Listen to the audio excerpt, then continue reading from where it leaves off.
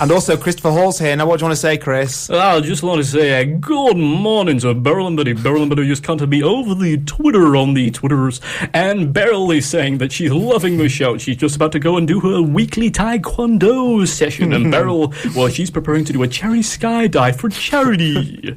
It's that voice. It's just a fantastic voice. Just seriously is. Yeah, Papa Diddle Do. You can tell that you're on the radio. Right, let's move on to your last song then. Grabbers, what's it all about? My last movie, not song. Oh, your last movie, No yes. one wants to hear me sing. So, yes. Grabbers is a movie that I'm reviewing because it's St. Patrick's Day, and usually what will happen is on community and local radio with their in-house film critic, they'll probably, because it's St. Patrick's Day, review an Irish movie. What are you talking about? And, well, you know, I suggested this bit, so I'm explaining it, so fair enough. And most of them probably review In Bruges or The Garda or something like that. Because I'm so wacky and hilarious, decided to review something slightly different. I'm reviewing the movie Grabbers.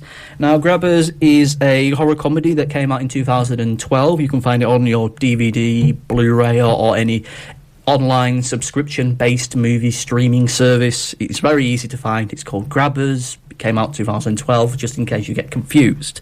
The story is that one night, a strange light is seen in the sky above Rathkin Island. Soon after, people start to go missing. So it's up to the job of Garda officers Kieran O'Shea, played by Richard Doyle, and Lisa Nolan, played by Ruth Bradley, to investigate what's going on. And they discover a race of blood-sucking aliens who are allergic to alcohol.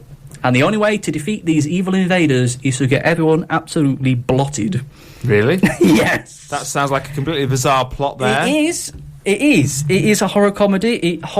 I love horror comedies. I love any of horror movie with a bit more spark to it, a little bit more of a glint in the eye to it, rather than what we get at the moment, which is things that go bump in the night, or torturous scenes of sadomasochism, or silent monsters which go around staring at you before chop you in half or something like this. This one isn't. It's fantastic. I love it. It's great. It's brilliant, and it is a nice little contrast to the two movies I've just reviewed. The story is bonkers, but it is wonderful. It's superbly written. The thing that I really like about it is that the humour isn't self-referential. They're not going, oh, it's like a B movie or something crazy, as you probably would otherwise get in a movie like this. All the humour is derived from the characters and the situations that they find themselves in. There's a lot of very, very great banter and crack within this movie, which I find to be positively hilarious. I would just love to watch these characters sat in the pub talking to each other, because they're just so wonderfully performed, well written and well realised. The weird little stories and the characters and the personalities that they have, and the characters that they allude to when they're discussing and talking about stuff, is fantastic.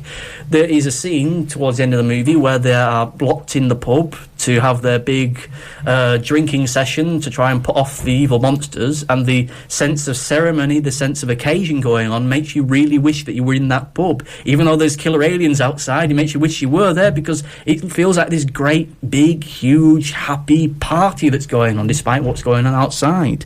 It is wonderfully anarchic. The writing, once again, is fantastic. The tone of the movie is great. It feels, in a weird kind of way, like a Gremlins or on E.T., one of these very much loved 80s movies which you would see done by Amblin Movies, these Steven Spielberg movies, which feels lofty to say isn't quite as good as his, but you get that tone to it, a high-spirited adventure which feels great to just watch and to be a part of.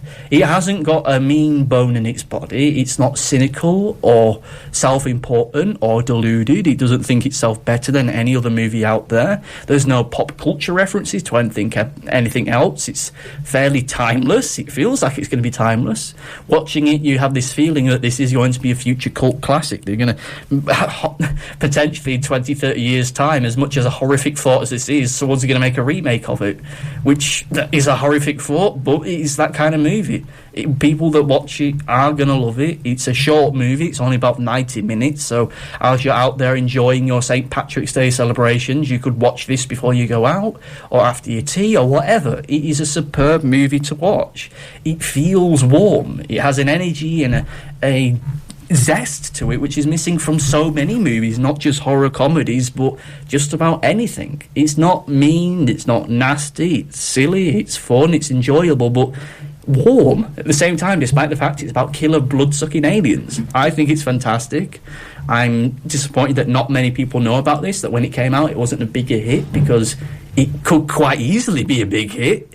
Some people didn't like it because they didn't understand the accents. I had no issue with that whatsoever. Some people thought that because it's a movie about people having to get drunk to not get eaten by aliens, it was going to be a little bit wacky and self-referential. It isn't, so maybe that's it. In any case, I highly recommend it. Grabbers, see it at your next available opportunity. See it tonight. Make it part of your St. Patrick's Day celebrations. You needed a cheesy voice to say that. Make it part of your St. Patrick's Day celebrations. Grabbers, it grabbed me and took me into its warm, loving embrace. That's something slightly creepy about that. I'll be honest. Something slightly weird about that. Right, listen, Chris, thanks for your review today on the show. You're going to be doing Fact or Fiction in about 10 to 15 minutes' time. Yep. Sticking around for that, are we? Yes, I am. That's very nice to hear.